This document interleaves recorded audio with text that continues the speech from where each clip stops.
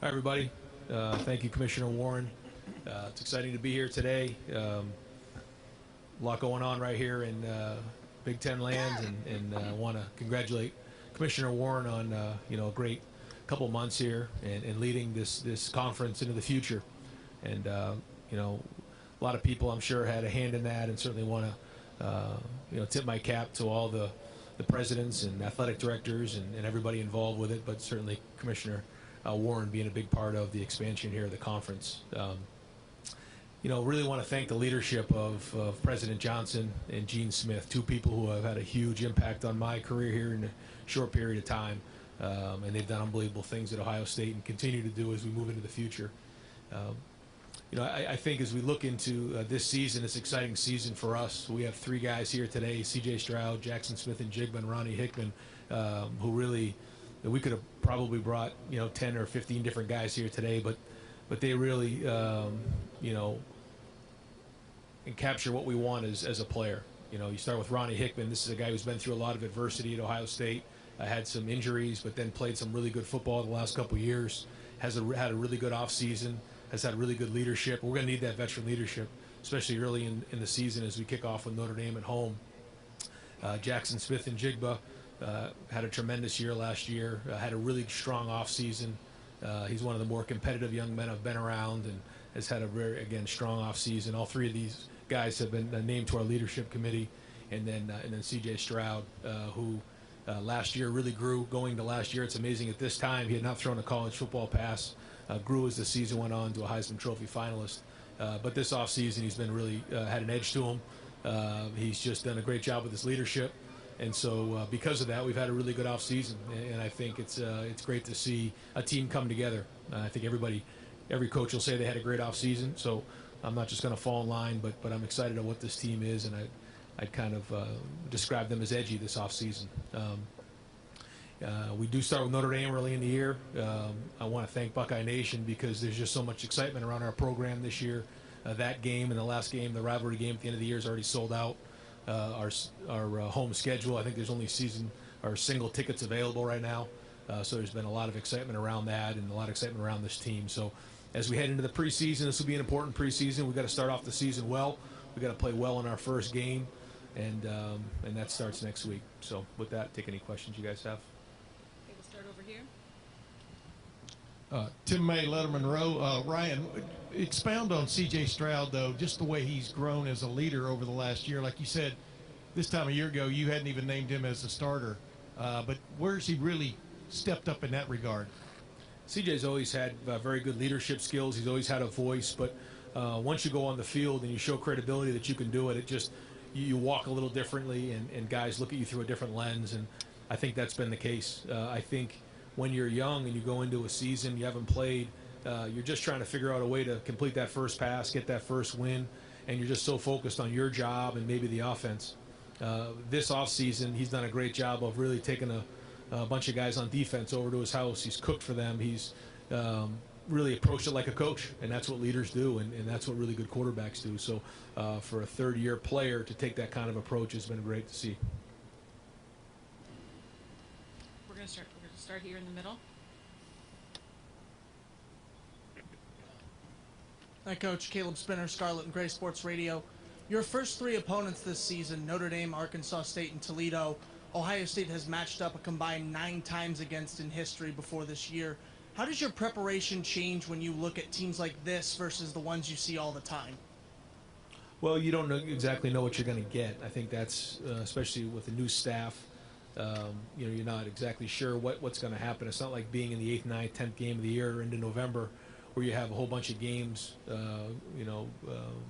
cut-ups to watch and expectations and tendencies. So you have to focus on yourself. You have to focus on fundamentals. You have to be able to adjust in game and try to do the best you can to have contingency plans in place for those games. We'll go here. Hi, Ryan. Dave Biddle from 24/7 Sports. In year one of the Jim Knowles era, so to speak, on defense, what are reasonable expectations in year one? Like, I'm sure improving isn't enough. You guys need to markedly improve. Just what are your thoughts on your expectations for the defense? Yeah, I mean, at first we have to play winning football, and that starts with stopping the run. I think that this offseason has been excellent in terms of them installing the defense in terms of schematics. I think our new staff has done an excellent job, and Jim with the linebackers, Perry with the safeties, Tim with the corners, and obviously Larry up front. They come back with a lot of experience, almost the entire defense back. And really, almost the entire Rose Bowl team is back from last year. So that's exciting. So we have a little bit more experience there. So that part's good. But no, a new scheme, new coaches, all of those things are new. And I think going up against them in the spring and then seeing what's happened this summer and now into the preseason, it's been exciting to watch. There's just an aggressiveness about them. But in terms of expectations, we expect a top 10 defense. That's what we want. And, when we've played our best football, it's because we played really good defense, and we've been balanced and played complementary football. So, we want to obviously stop the run to begin with and then go from there. But we expect a top 10 defense. Yeah, Rob Aller, Columbus Dispatch. Ryan, you said Jackson's one of the more competitive guys you've seen. These guys are all competitive. What makes him different? Can you have any detail, or can you get into that a little bit? Well, he's not a real talkative guy just in terms of on the field. He kind of keeps to himself. But when he says something, people listen. And when he does speak, he's got a backbone. He's strong in what he says and his opinions. And he believes in hard work. He believes in toughness. When you watch the way he plays, he's tough. Winning really matters to him. He tries to win every rep when he's out there. I've just been very impressed with the way he's practiced, the way he plays. He doesn't want to miss a rep. That's just the way he is. He's a no-nonsense kind of guy, and he doesn't stand for people making excuses. He doesn't stand for people not being accountable. And for somebody who isn't real talkative or loud, he does, in his own way, hold guys accountable. And I think his competitiveness shows that way, and he leads by playing really, really hard. And I think you saw that, especially in the last game, but you saw that in other games as well, just how hard he plays.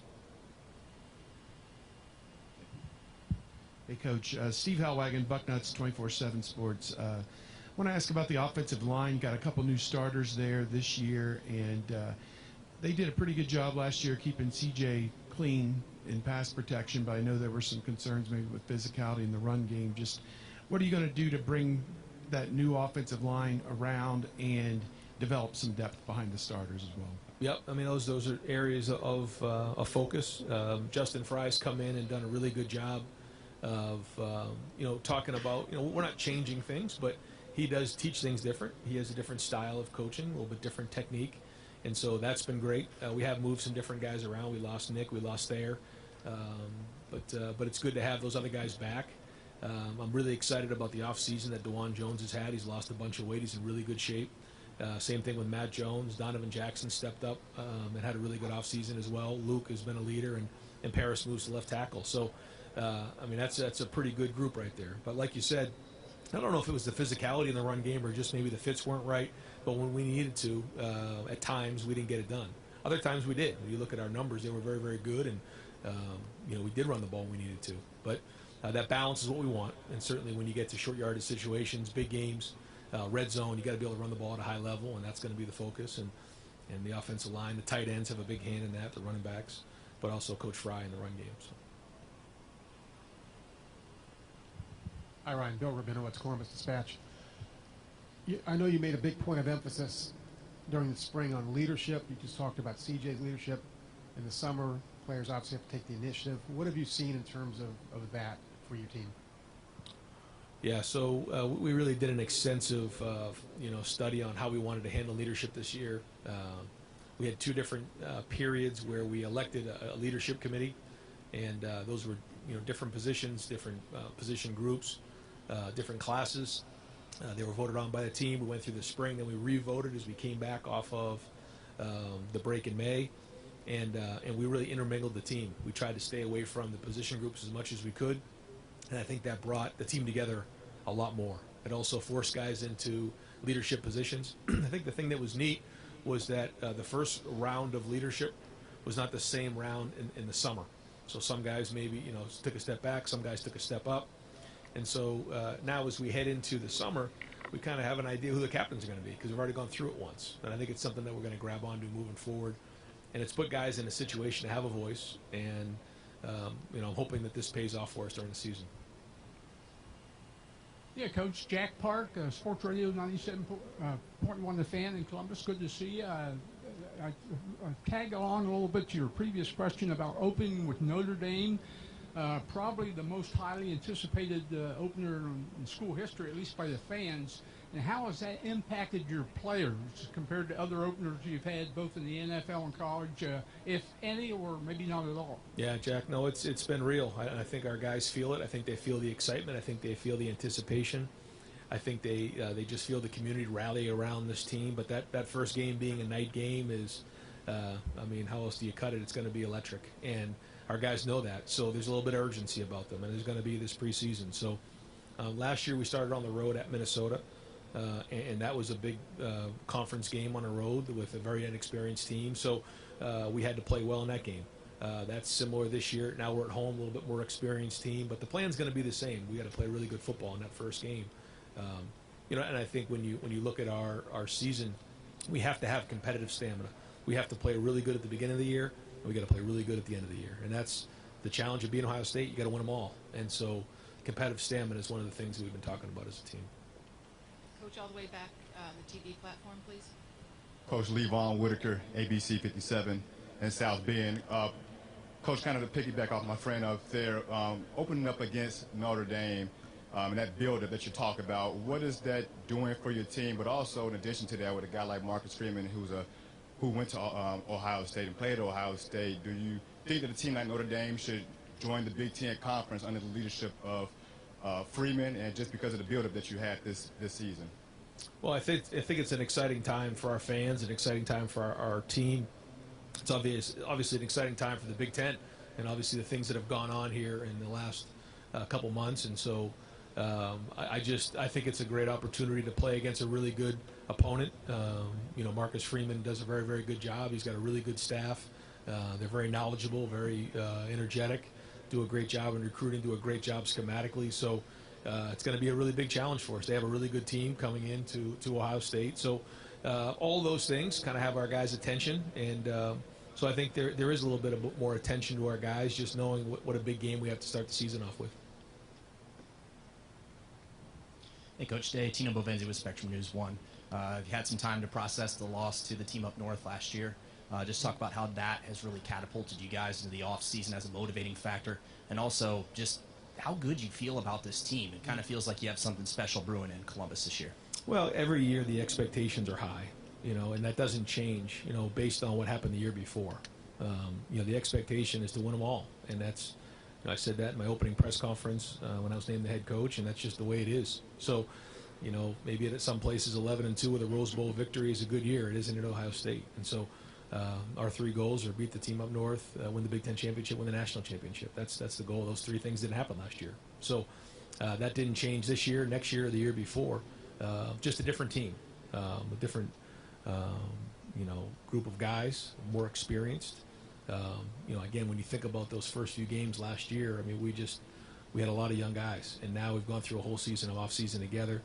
I think our guys are a little scarred. They're a little calloused. They know what it's like to lose a game, and that's not fun. And so, we remind our guys about that regularly, but we also know we have to move forward and focus on what's coming next.